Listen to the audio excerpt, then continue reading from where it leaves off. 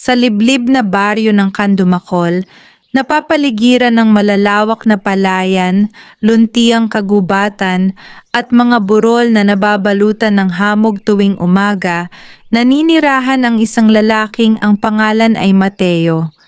Kilala siya sa buong baryo bilang isang mahusay na tagapag-alaga ng mga panabong na manok. Hindi siya mayaman at wala rin siyang malaking lupain, ngunit kilala siya sa kanyang sipag, tiyaga at mabuting puso.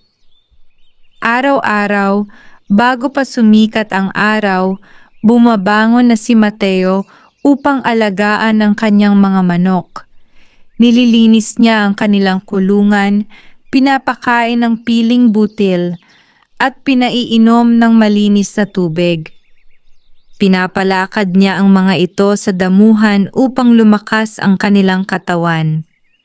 Para kay Mateo, ang bawat manok ay hindi lamang panabong kundi bahagi ng kanyang buhay. Kasama niya sa isang maliit na kubo ang kanyang matandang inang si Aling Rosa. Matagal nang yumao ang kanyang ama na siya ring nagturo sa kanya ng tamang pag-aalaga ng mga panabong. Bago ito pumanaw ay sinabi ng kanyang ama, "Anak, tandaan mo, ang tunay na lakas ng isang tao ay wala sa kanyang pera, kundi sa kanyang dangal. Huwag mong ipagpapalit ang kabutihan para lamang sa madaling tagumpay." Hindi nalimutan ni Mateo ang mga salitang iyon. Sa kabila ng kanyang sipag, tila hindi siya sinuswerte. Tuwing sasali siya sa sabungan ng mga karatigbayan, laging may hindi magandang nangyayari. Kung hindi nagkakasakit ang kanyang manok, nasusugatan naman ito bago ang laban. Kapag nakalaban na, madalas ay isang iglap na lamang ang kulang upang manalo, ngunit nauuwi pa rin sa pagkatalo. Unti-unting naubos ang kanyang ipon. Kinailangan niyang ibenta ang ilan sa kanyang pinakamagagandang alagang manok upang may maipambili sila ng bigas at gamot para sa kanyang ina. Marami sa mga taga-Candumakol ang nagsimulang pagtawanan siya. "Mateo, tigilan mo na ang sabong. Hindi ka talaga pinagpapala. Mas mabuti pang maghanap ka na lang ng ibang hanap buhay." Naririnig niya ang lahat ng iyon, ngunit hindi siya sumasagot. Pinipili niyang manahimik kaysa makipagtalo. Isang umaga, matapos pakainin ang natitira niyang mga manok, nagpasya siyang pumunta sa kagubatan sa may paanan ng bundok upang mangahoy. Habang naglalakad siya sa makitid na daan, napansin niyang kakaiba ang katahimikan ng paligid. Wala siyang marinig na huni ng mga ibon. Tanging ang malamig na simoy ng hangin ang dumadampi sa kanyang mukha. Pagdating niya sa ilalim ng isang napakalaking punong balete, may nakita siyang isang matandang lalaki. Mahaba ang puti nitong balbas. Payat ang kanyang katawan, may hawak itong lumang tungkod at tila hirap na hirap sa paghinga. Lumapit agad si Mateo. "Lolo, ayos lang po ba kayo?" Mahinang tumango ang matanda. "Nauuhaw ako, iho." Agad na inilabas ni Mateo ang kanyang baong tubig. Iyon lamang sana ang iinumin niya sa buong maghapon, ngunit walang pag-aalinlangan niya itong iniabot. Dahan-dahang uminom ang matanda. Pagkatapos ay napansin ni Mateo na tila gutom na gutom din ito. Kaya inilabas niya ang kanyang baong tinapay at pinatuyong isda. "Lolo, ito na lamang po ang kainin ninyo." Napatingin ang matanda sa kanya. "Kapag ibinigay mo iyan, ano ang kakainin mo?" Ngumiti si Mateo. "Makakahanap pa po ako mamaya. Mas mahalaga pong may makain kayo." Tahimik na kumain ang matanda habang pinagmamasdan si Mateo. Maya-maya ay tumayo ito. Biglang nawala ang kanyang panghihina. Naging matuwid ang kanyang tindig at tila lumiwanag ang kanyang mukha. Iho, wika ng matanda, marami nang dumaan sa landas na ito. Mayayaman, mga ngalakal at maging mga pinuno ng bayan. Ngunit ikaw lamang ang huminto upang tumulong ang walang hinihinging kapalit. Nagulat si Mateo. Wala pong anuman, Lolo. Ngumiti ang matanda. Ang kabutihan ay may kapalit na pagpapala, ngunit hindi ito dumarating sa oras na inaasahan ng tao. Mula sa loob ng kanyang kasuotan ay inilabas niya ang isang maliit na kahoy na inukita ng anyo ng isang tandang. Iniabot niya ito kay Mateo. Itago mo ito. Huwag mo itong gamitin sa kasakiman. Huwag mong hayaang manaig ang yabang sa iyong puso. Kapag nanatili kang tapat, darating ang araw na magbabago ang iyong kapalaran. Tinanggap ni Mateo ang munting kahoy na may pagtataka. Bago pa siya makapagtanong ay biglang umihip ang napakalakas na hangin. Umikot ang mga tuyong dahon sa paligid. Napapikit siya. Nang muli niyang idilat ang kanyang mga mata, wala na ang matandang lalaki. Parang naglaho ito sa gitna ng kagubatan. Napalingon siya sa iba't ibang direksyon, ngunit wala siyang nakitang bakas ng matanda. Mahigpit niyang hinawakan ang munting kahoy na nasa kanyang palad. Hindi niya alam na ang kanyang natulungan ay isang misteryosong matandang ermitanyo na matagal nang pinaniniwala ang nagbibigay ng basbas sa mga taong may tunay na kabutihan ng puso. Dala ang mahiwagang bagay na iyon, tahimik siyang naglakad pauwi sa baryo ng Candumakol, walang kamalay-malay na magsisimula na ang pinakamalaking pagbabago sa kanyang buhay. Pagbalik ni Mateo sa baryo ng Candumakol ay papalubog na ang araw. Ang ginintuang liwanag nito ay tumatama sa malalawak na palayan, habang ang malamig na simoy ng hangin ay tila may dalang kakaibang katahimikan.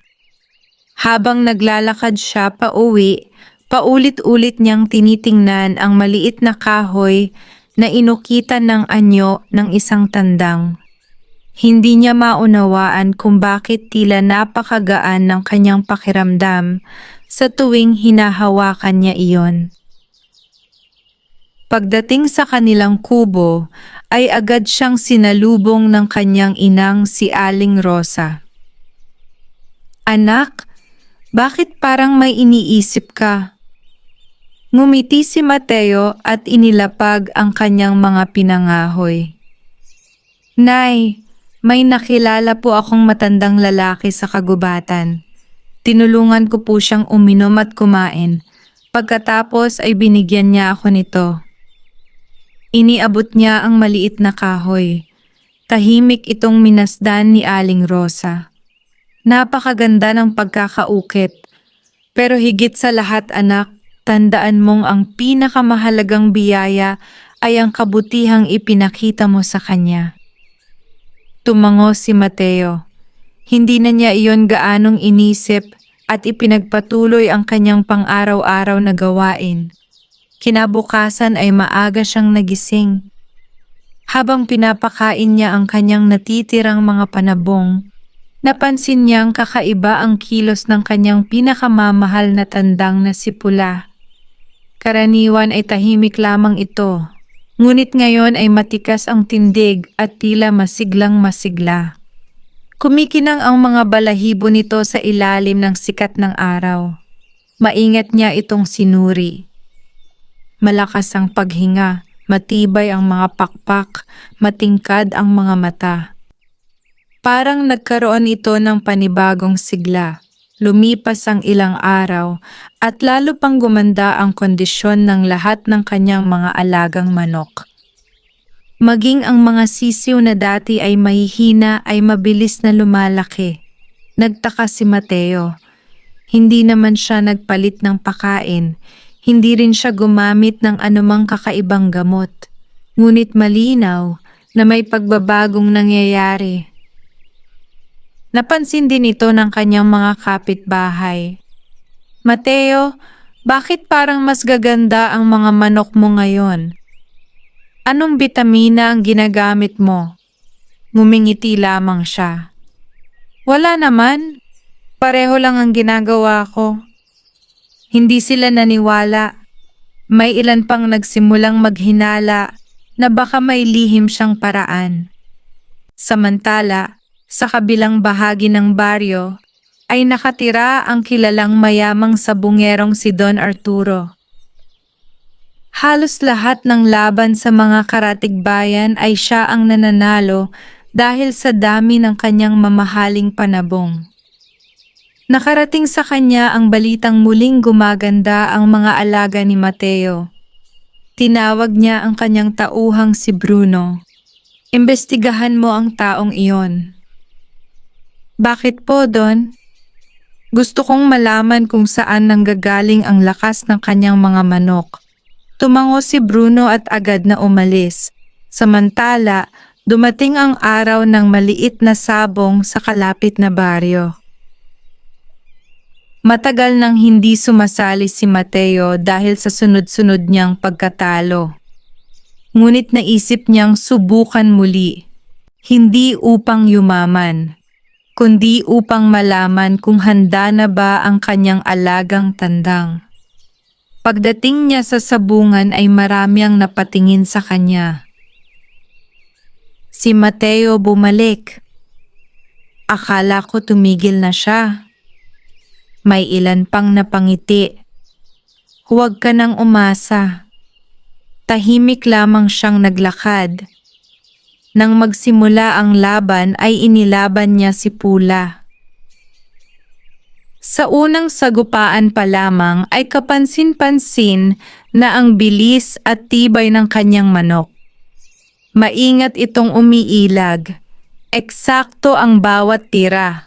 Hindi ito nagpadalos-dalos. Sa loob lamang ng ilang sandali ay nanaig si Pula. Nagwagi si Mateo. Tahimik ang buong sabungan. Hindi makapaniwala ang marami. Akala nila ay nagkataon lamang. Ngunit sa ikalawang laban ay muli siyang nagwagi. Sa ikatlong laban ay ganoon din ang nangyari. 3 sunod na panalo. Hindi makapaniwala ang mga nanonood. Unti-unting bumalik ang paggalang ng mga taong dati kumukutya sa kanya.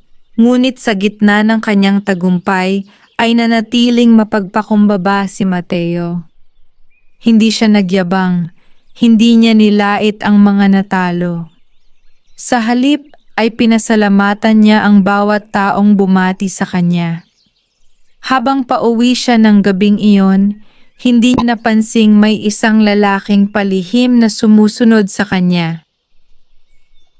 Ito ay si Bruno, ang tauhan ni Don Arturo.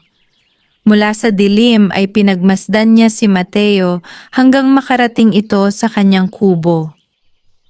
Hindi ito pangkaraniwang pagbabago, bulong ni Bruno. Kailangang malaman ni Don Arturo ang lahat. At sa mga sandaling iyon, nagsimula ng mabuo ang inggit at kasakiman ng mga taong handang gawin ang lahat upang maagaw ang biyayang hindi naman para sa kanila.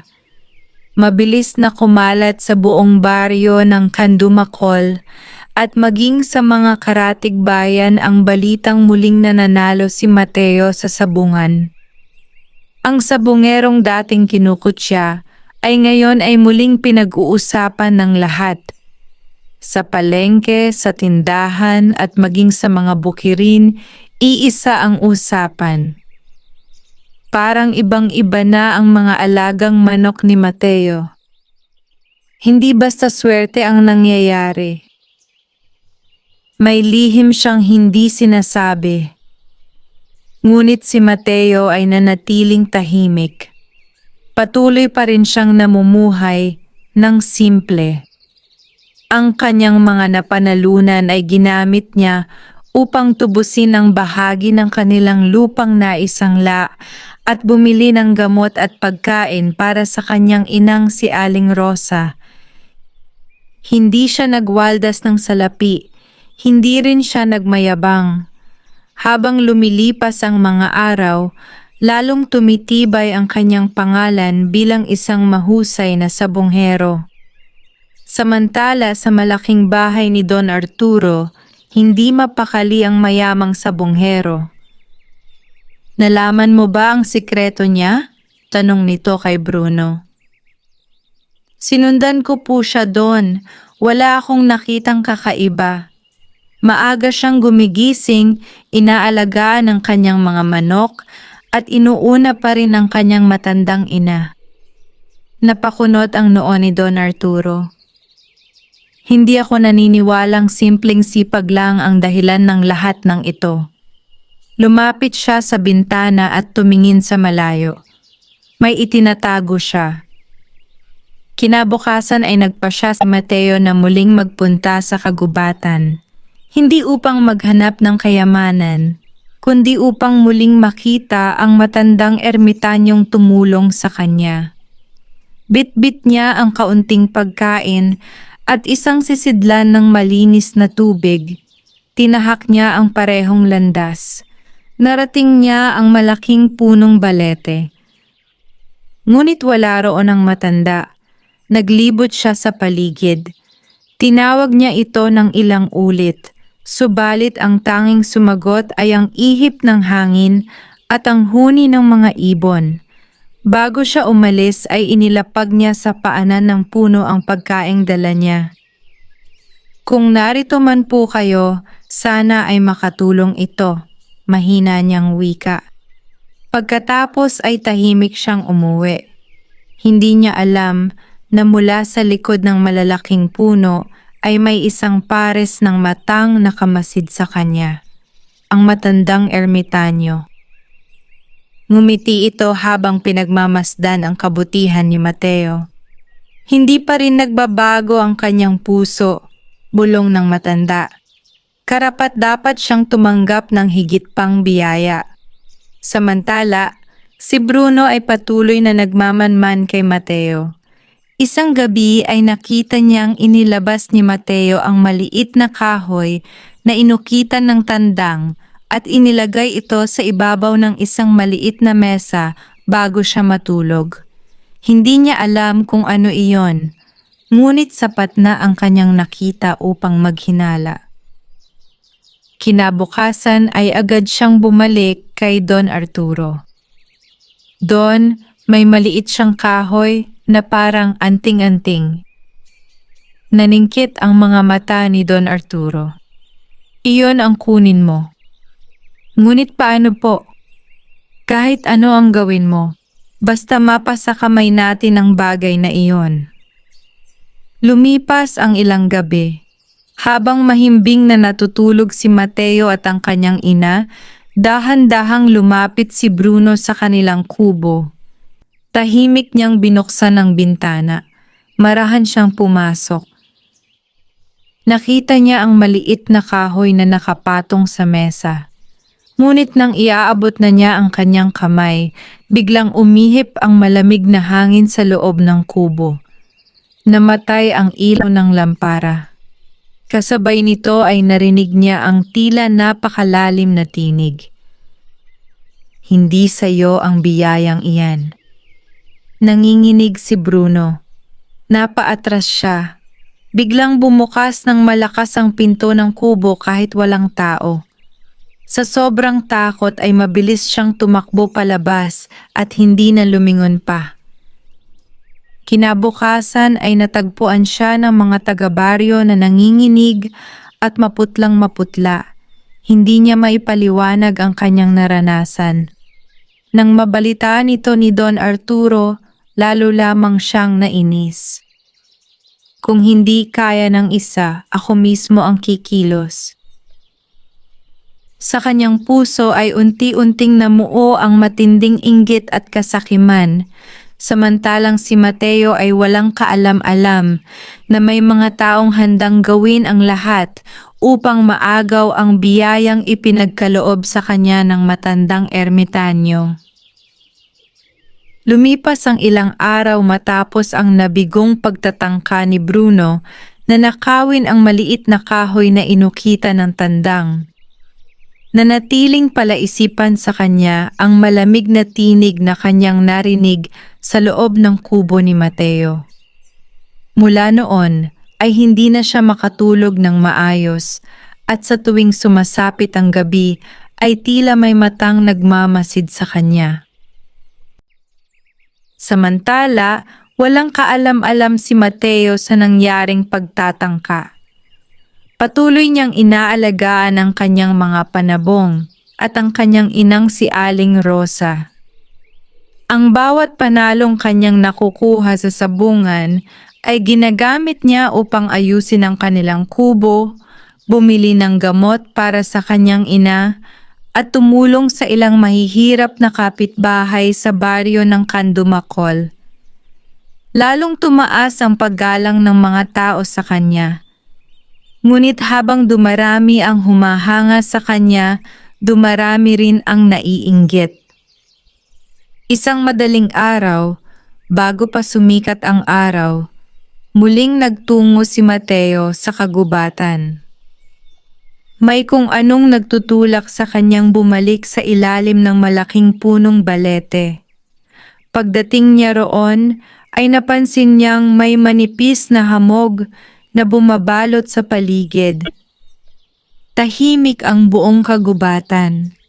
Maya-maya ay may narinig siyang mahinang tinig. Iho. Agad siyang napalingon. Mula sa likod ng punong balete ay dahan-dahang lumabas ang matandang ermitanyo. Nang makita ito ni Mateo ay agad siyang yumuko bilang paggalang. Lolo, kayo po pala. Hinanap ko po kayo. Ngumiti ang matanda. Alam ko. Lolo, nais ko lamang po kayong pasalamatan. Simula nang ibigay ninyo ang kahoy na ito ay tila unti-unting gumaganda ang aking buhay. Umiling ang ermitanyo. Hindi ang kahoy ang dahilan ng iyong tagumpay. Nagsimula ang biyaya dahil sa kabutihang nasa puso mo. Tahimik na nakinig si Mateo. Ang kahoy na hawak mo ay sagisag lamang ng basbas. Ngunit tandaan mo, ang tunay na lakas ay nasa iyong kababaang loob, katapatan, at awa sa kapwa. Tumango si Mateo. Pagkaraan ng ilang sandali ay naging seryoso ang mukha ng matanda. Ngunit may panganib na paparating.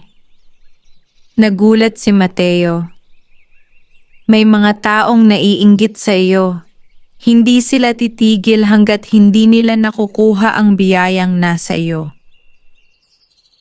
Natatakot po ba akong mawala ito? Umiling ang matanda. Walang sino man ang makaaagaw ng biyayang ibinigay sa taong karapat-dapat. Ngunit maaari itong mawala kung ang puso ng tumanggap ay mapuno ng kasakiman at pagmamataas. Mahigpit na hinawakan ni Mateo ang maliit na kahoy. Hinding-hindi ko po hahayaang mangyari iyon. Ngumiti ang matandang ermitanyo. Iyan ang nais kong marinig. Pagkatapos ay iniabot niya kay Mateo ang isang maliit na supot na yari sa tela. Nasa loob nito ang ilang buto ng isang pambihirang halaman.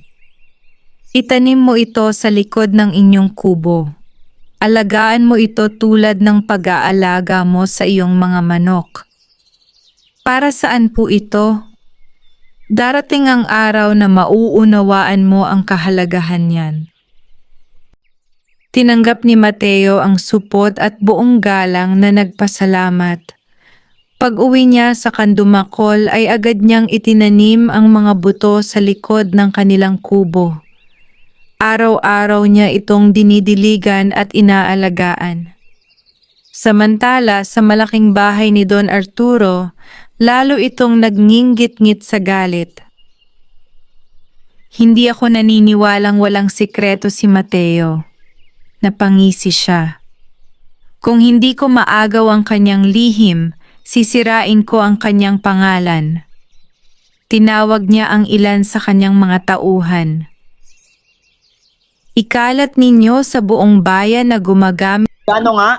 Tinanong namin. si Mateo ng mahika upang manalo sa sabungan. Nagkatinginan ang mga tauhan ngunit agad ding tumango. Kinabukasan ay mabilis na kumalat ang tsismis. May ilan na agad naniwala. May ilan namang ipinagtanggol si Mateo. Hindi nagtagal ay nagsimulang magduda ang ilang tao sa kanyang tagumpay. Ngunit nanatiling tahimik si Mateo. Hindi niya sinagot ang mga paratang. Alam niyang ang katotohanan ay hindi kailangang ipagsigawan. Subalit hindi niya alam na ang paninirang iyon ang magiging simula ng mas mabibigat pang pagsubok na kanyang haharapin. Mabilis na kumalat sa buong baryo ng Kandumakol ang tsismis na gumagamit umano si Mateo ng mahika upang manalo sa sabungan. Ang mga taong dati humahanga sa kanya ay nagsimulang magduda. Kapag naglalakad siya sa palengke, may mga bulong-bulungan siyang naririnig. May kakaiba raw siyang anting-anting. Hindi normal ang sunod-sunod niyang panalo.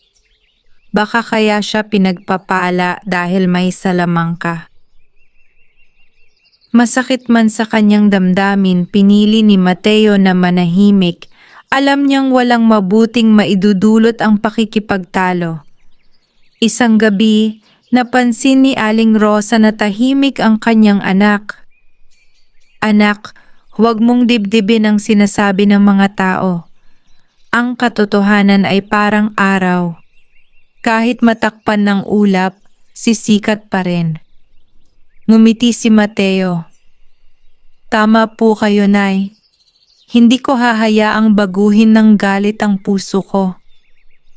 Kinabukasan ay dumating ang paanyaya para sa isang malaking sabong na lalahukan ng mga kilalang sabonghero mula sa iba't ibang bayan. Malaki ang gantimpala sa magwawagi. Nagpasya si Mateo na sumali, hindi dahil sa salapi, kundi upang patunayan sa sarili niyang ang tunay na tagumpay ay bunga ng sipag at tamang pag-aalaga. Samantala, may lihim na plano si Don Arturo. Tinawag niya ang kanyang mga tauhan. Kapag sumapit ang gabi bago ang laban, pakawalan ninyo ang mga ahas sa kulungan ng mga manok ni Mateo. Kapag natakot o nasugatan ang kanyang mga alaga, hindi na siya mananalo. Tumango ang mga tauhan at agad na umalis. Pagsapit ng hating gabi, palihim silang nagtungo sa kubo ni Mateo. Dahan-dahan silang lumapit sa kulungan. Ngunit bago pa nila mabuksan ang sako na kinalalagyan ng mga ahas, biglang nagsitilaok ang lahat ng mga manok ni Mateo. Kasabay nito ay umihip ang napakalakas na hangin. Nagliyab ang ilaw ng kanilang lampara kahit walang tao. Nagkatinginan ang mga tauhan. Biglang may malaking sanga ng puno ang bumagsak sa harapan nila. Sa sobrang takot ay iniwan nila ang sako at nagtakbuhan pa uwi. Kinabukasan, nakita ni Mateo ang iniwang sako sa tabi ng kulungan. Nang buksan niya ito, nagulat siya nang makitang may mga makamandag na ahas sa loob. Agad niya itong dinala sa kagubatan at pinakawalan sa ligtas na lugar upang wala nang mapahamak.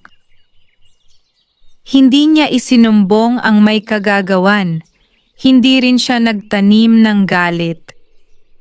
Nang dumating ang araw ng malaking laban, punong-puno ng tao ang sabungan.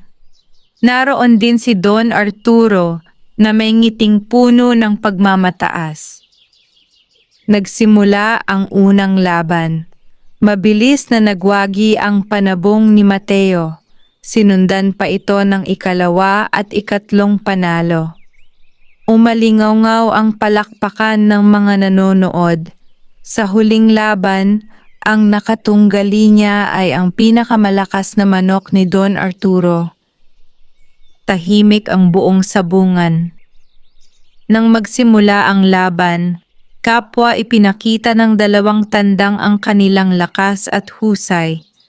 Matagal ang naging sagupaan. Sa huli, sa pamamagitan ng tiyaga, tamang tiyempo, at husay ng kanyang alagang tandang, muling nagtagumpay si Mateo.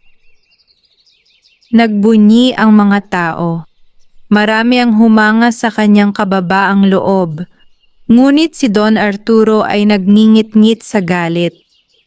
Habang pauwi si Mateo dala ang kanyang napanalunan, isang hindi inaasahang pangyayari ang naganap. Humahangos na dumating ang isang batang taga-Kandumakol. "Kuya Mateo, bilisan ninyo! Ano ang nangyari? Nasusunog ang kubo ninyo!" Nanlamig ang buong katawan ni Mateo. Agad siyang tumakbo pa uwi, habang ang kanyang puso ay puno ng kaba at takot sa maaring mangyari. Parang huminto ang paghinga ni Mateo habang mabilis siyang tumatakbo pa uwi sa baryo ng Kandumakol. Hindi niya alintana ang pagod. Ang nasa isip lamang niya ay ang kaligtasan ng kanyang inang si Aling Rosa. Mula sa malayo ay nakita na niya ang makapal na usok na pumapailan lang sa himpapawid. Pagdating niya sa kanilang kubo, nagtipon na ang maraming taga-baryo. May mga nag-aabot ng timba ng tubig, habang ang iba naman ay pilit na pinapatay ang apoy. "Nay!" sigaw ni Mateo.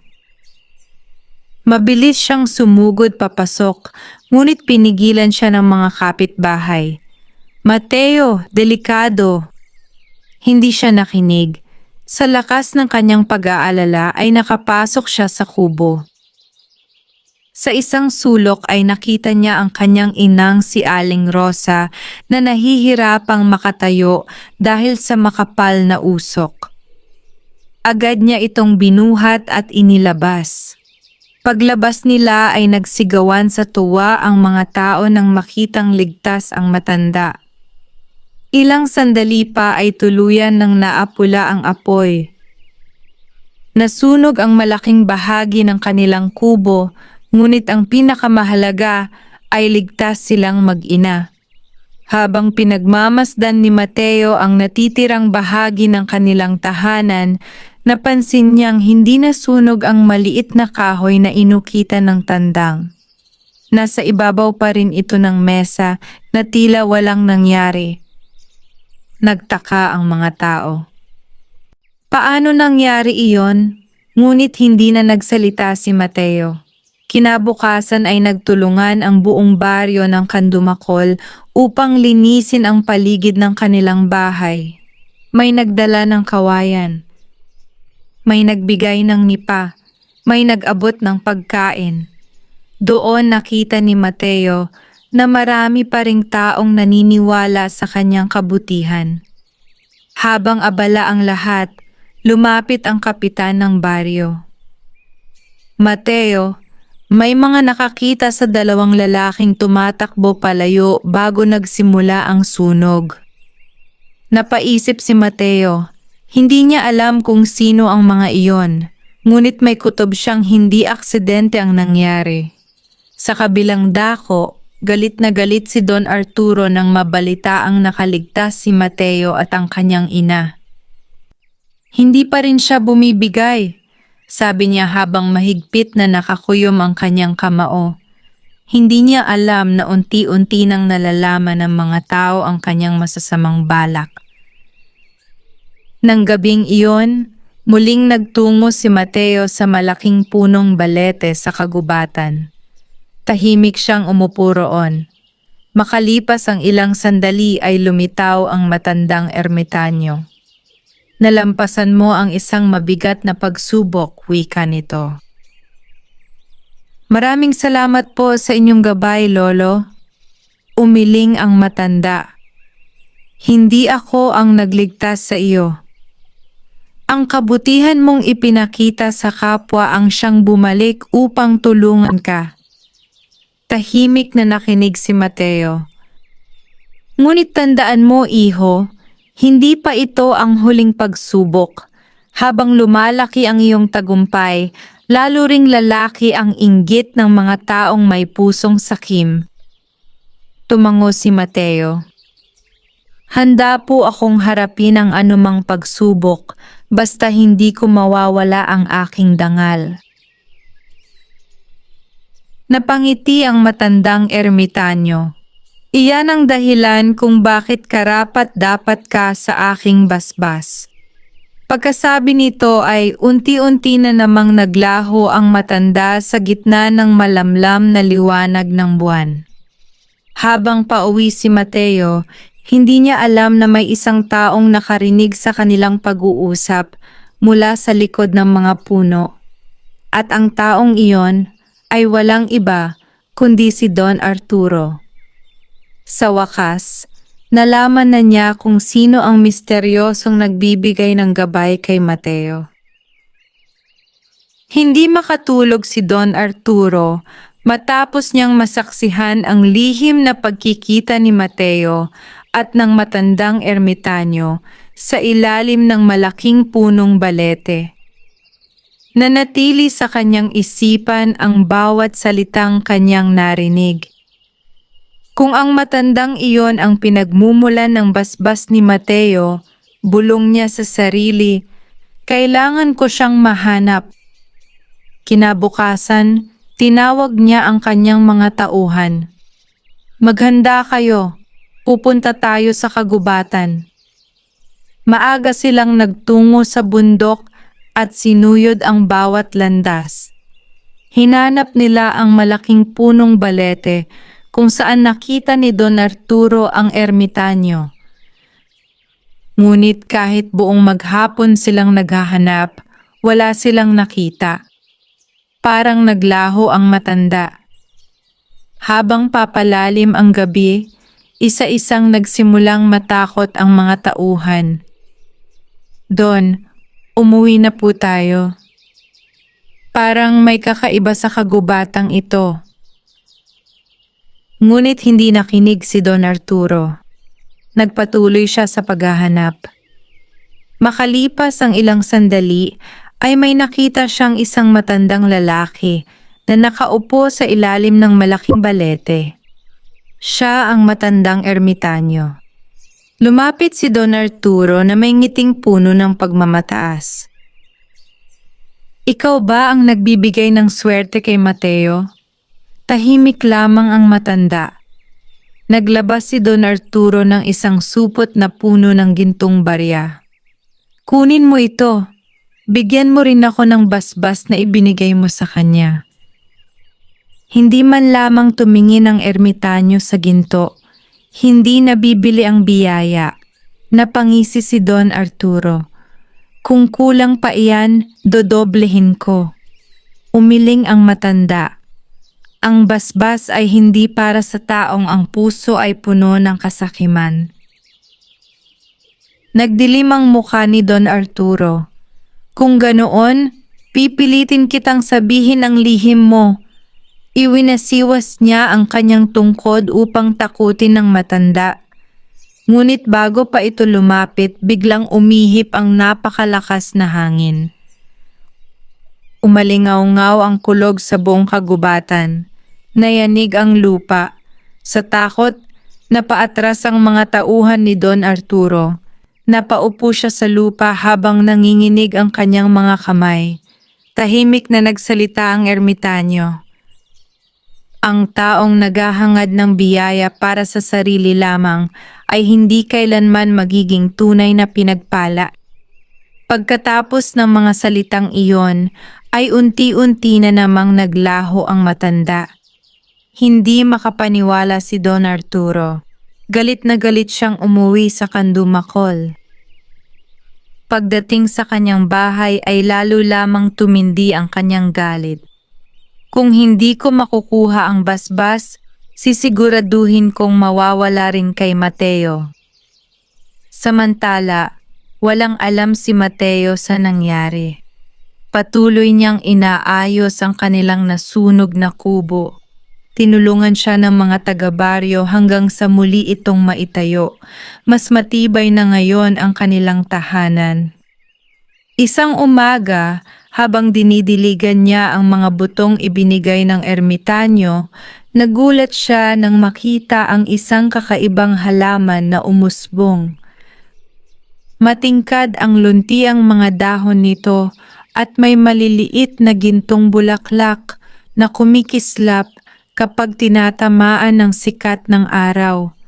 Hindi pa siya nakakita ng ganoong halaman. Tinawag niya ang kanyang ina.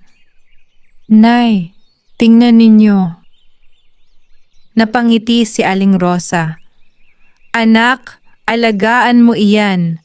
Pakiramdam ko ay may mahalagang dahilan kung bakit ipinagkaloob iyan sa iyo." Tumango si Mateo at ipinagpatuloy ang pag-aalaga sa halaman. Ngunit sa kabilang panig ng baryo, lihim na nagbabalak si Don Arturo. Nag-upa siya ng isang kilalang magnanakaw mula sa malayong bayan. "May ipapagawa ako sa iyo." "Ano po iyon?" "Dalhin mo sa akin ang maliit na kahoy na may ukit ng tandang at anumang kakaibang halaman na makikita mo sa bahay ni Mateo." Ngumiti ang magnanakaw. "Kapag usapang nakaw, ako ang pinakamahusay." Hindi niya alam na ang misyon niyang iyon ang magdadala sa kanya sa isang lihim na hindi niya inaasahang matutuklasan. Lumipas ang 2 gabi matapos upahan ni Don Arturo ang kilalang magnanakaw na si Lucio. Kilala si Lucio sa iba't ibang bayan bilang isang taong walang kabigong nakawan. Mabilis ang kanyang mga kamay, magaan ang kanyang mga hakbang at bihira siyang mahuli. Ngunit ang hindi niya alam, ang kanyang susunod na pakay ay hindi pangkaraniwang tahanan. Pagsapit ng hating gabi, tahimik siyang nagtungo sa kubo ni Mateo sa baryo ng Kandumakol. Maliwanag ang buwan, mahimbing nang natutulog ang buong baryo. Dahan-dahan siyang lumapit sa bintana ng kubo. Wala siyang narinig na anumang ingay. Marahan niyang itinulak ang bintana at pumasok sa loob. Kaagad niyang nakita ang maliit na kahoy na inukita ng tandang na nakapatong sa isang mesa. Napangiti siya. Ito na ang hinahanap ni Don Arturo. Iniunat niya ang kanyang kamay upang kunin ito. Ngunit nang halos mahawakan na niya ang kahoy, biglang namatay ang ilaw ng lampara. Kasabay nito ay umihip ang malamig na hangin sa loob ng kubo. Napatigil si Lucio. Maya-maya ay narinig niya ang isang malalim ngunit mahinahong tinig. Ang biyaya ay hindi ninanakaw. Napalingon siya sa iba't ibang direksyon. Wala siyang makita. Muli niyang sinubukang kunin ng kahoy. Ngunit sa pagkakataong iyon ay tila naging napakabigat nito. Kahit gaano niya ito pilitin, hindi niya maitaas. Bigla ring nagsitilaok ang lahat ng panabong na manok ni Mateo. Nagising si Mateo. Agad siyang lumabas ng kanyang silid. Nakita niya si Lucio na nanginginig sa tabi ng mesa. Hindi siya sumigaw. Hindi rin siya nagalit. Sa halip ay mahinahon siyang nagsalita. Sino ka at bakit ka narito? Napayuko si Lucio. Patawarin mo ako. Inutusan ako ni Don Arturo na nakawin ang kahoy at ang kakaibang halaman sa likod ng inyong kubo. Tahimik na nakinig si Mateo. Hindi siya nagalit. Sa halip ay sinabi niya, kung nagugutom ka o nangangailangan ng tulong, hindi mo kailangang magnakaw. Lalong nahiya si Lucio. Hindi pa siya kailanman tinrato ng ganoon ng taong pinagnakawan niya. Tumulo ang kanyang luha. Matagal na akong nabubuhay sa maling paraan. Ngunit ikaw ang unang taong naawa sa akin. Ngumiti si Mateo. Ang bawat tao ay may pagkakataong magbago. Kinabukasan, isinama ni Mateo si Lucio sa kanyang mga gawain. Tinulungan niya itong maglinis ng kulungan ng mga manok. Tinuruan niya itong mag-alaga ng mga panabong. Tinulungan din niya itong magkaroon ng marangal na hanapbuhay. Unti-unting nagbago ang buhay ni Lucio. Samantala naghihintay si Don Arturo sa pagbabalik ng magnanakaw. Ngunit sa halip na ang maliit na kahoy ang makita niya, si Lucio mismo ang dumating. Wala akong nakuha. At hindi na rin kita paglilingkuran. Nagulat si Don Arturo. Bakit? Dahil mas mabuting mamuhay ng marangal kaysa yumaman sa kasamaan. Namula sa galit si Don Arturo. Pinagtaksilan mo ako! Tahimik na umalis si Lucio. Habang pinagmamasdan siya ni Don Arturo, lalo lamang tumindi ang kanyang galit. Kung hindi niya makuha ang basbas sa pamamagitan ng panlilinlang, handa na siyang gumamit ng dahas.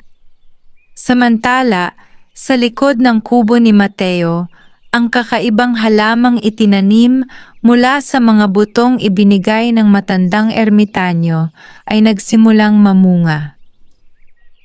Ang mga bunga nito ay kulay ginto at nagliliwanag tuwing sumasapit ang gabi. Hindi alam ni Mateo na ang mga bungang iyon ang susi sa mas malaking biyayang naghihintay sa kanya at sa buong baryo ng Candumakol.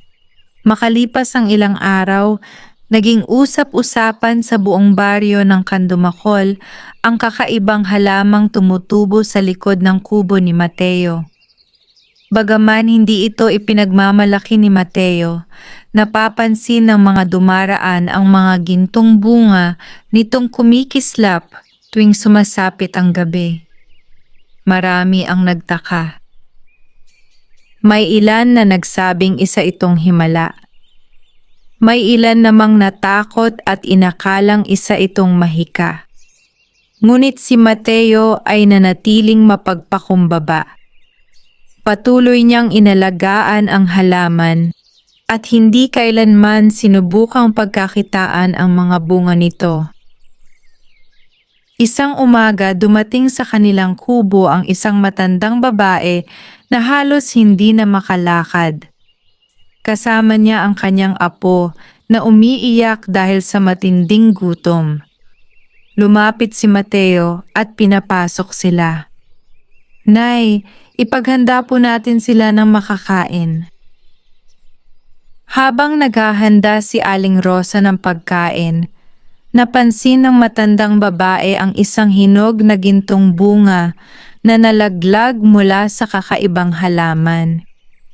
Hinawakan niya ito at nagsabing, "Napakabango naman nito."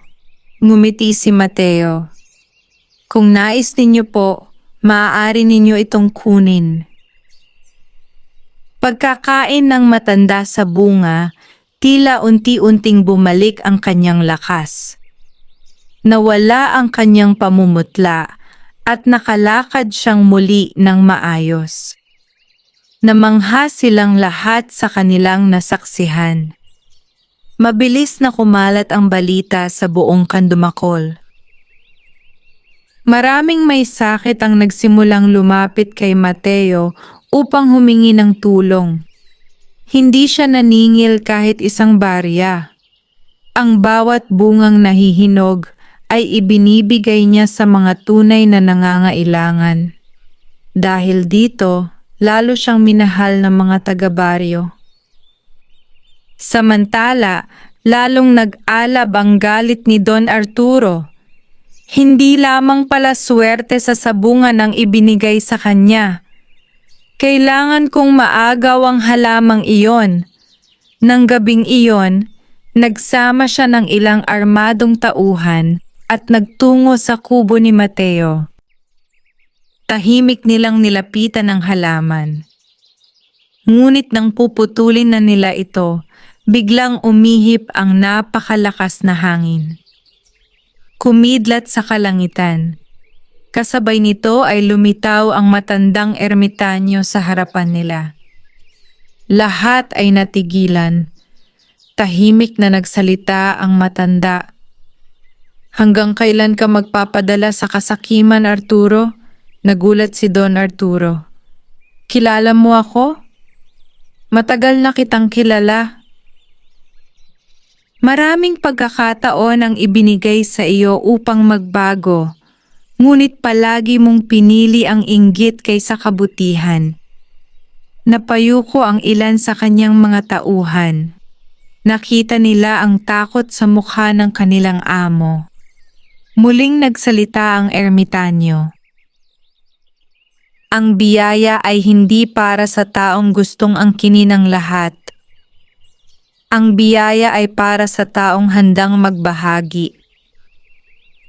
Pagkasabi nito ay dahan-dahang nalaglag ang hawak na itak ni Don Arturo. Nanginginig ang kanyang mga kamay. Unti-unti niyang naalala ang lahat ng kanyang ginawang kasamaan.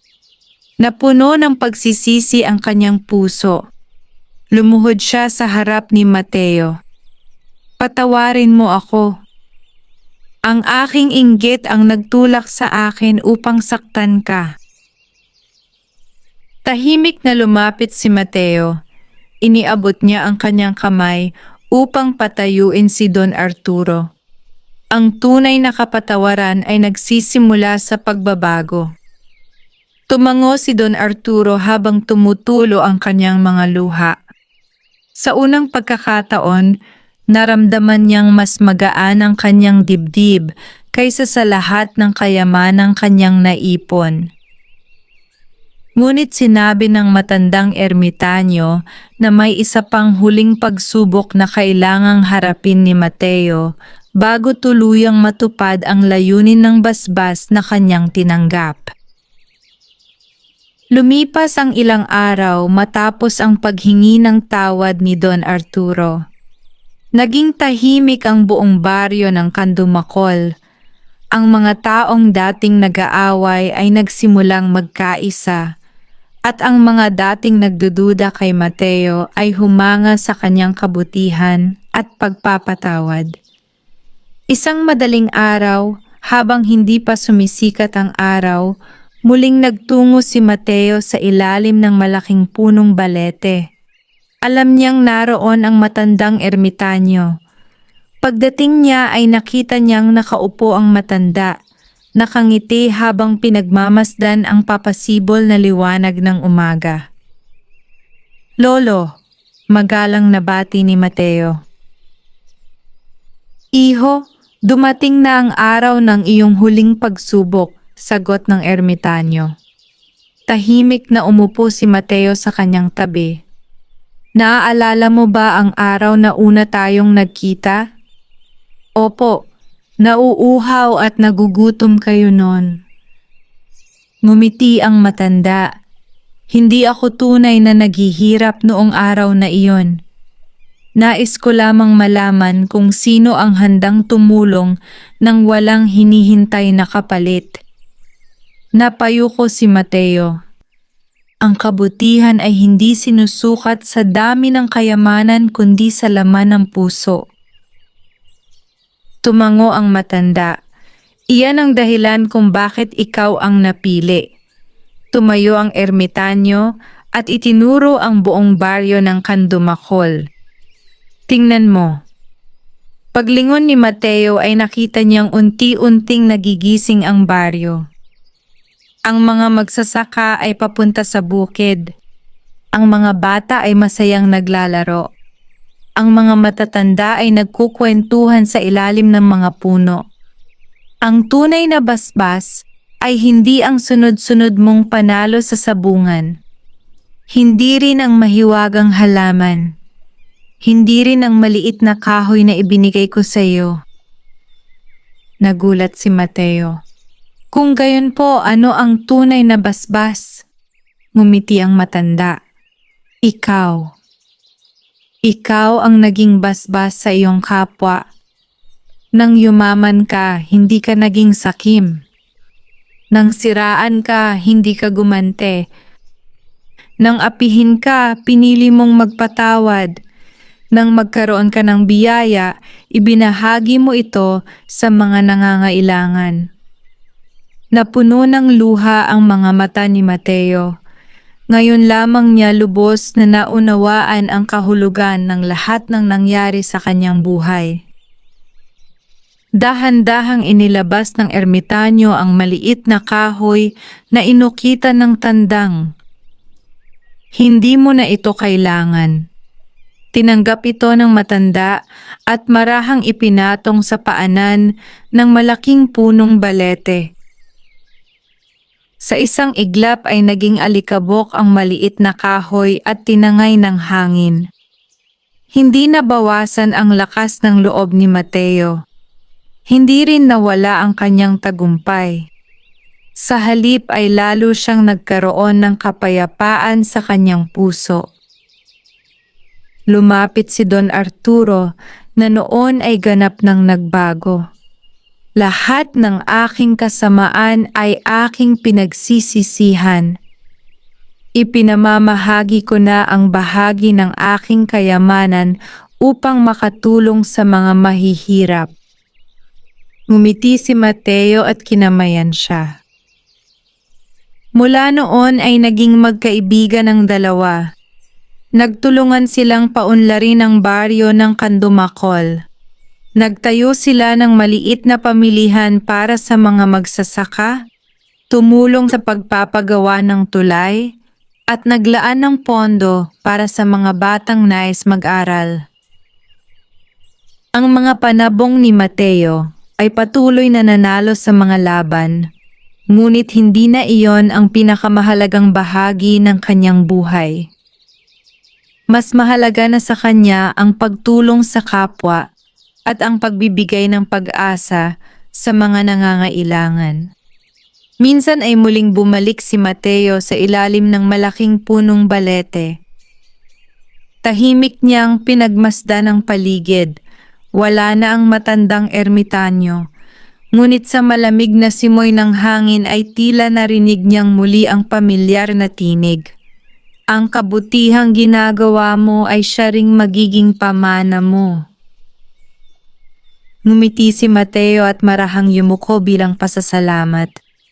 Mula noon ang kwento ng sabongerong nakakuha ng basbas ng matandang ermitanyo ay naging alamat sa baryo ng Candumakol. Isinasalaysay ito ng matatanda sa bawat bagong salinlahi bilang paalala na ang tunay na tagumpay ay hindi nasusukat sa dami ng panalo o kayamanan, kundi sa kabutihang na ibabahagi sa kapwa.